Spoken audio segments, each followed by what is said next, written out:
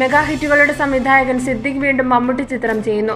Hitler, chronic bachelor, Bhaskar the rascal എന്നീ mega ഹിറ്റുകൾ സമ്മാനിച്ച ഈ കൂട്ടുകെട്ട് നർമ്മത്തിൽ പൊതിഞ്ഞ ഒരു കുടുംബകഥ തന്നെയാണ് തങ്ങളുടെ 4ാം ചിത്രത്തിനായും പ്ലാൻ ചെയ്യുന്നത്.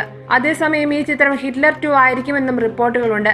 ഹിറ്റ്ലർ മാധവൻകുട്ടി വീണ്ടും വരുമെന്ന് വ്യക്തമായ സൂചനകൾ നൽകുന്ന റിപ്പോർട്ടുകളാണ് ലഭിക്കുന്നത്.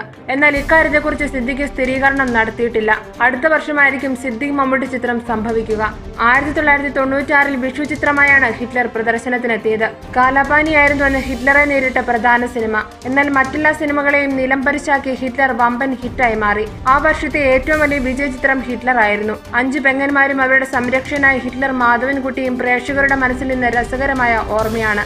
അതുകൊണ്ട് തന്നെ ഹിറ്റ്ലറുടെ 2ാം ഭാഗം എന്നത് വലിയ പ്രതീക്ഷയാണ് ഉണർത്തിയിരിക്കുന്നത്. For latest news, like, share it and subscribe to Star Sun news.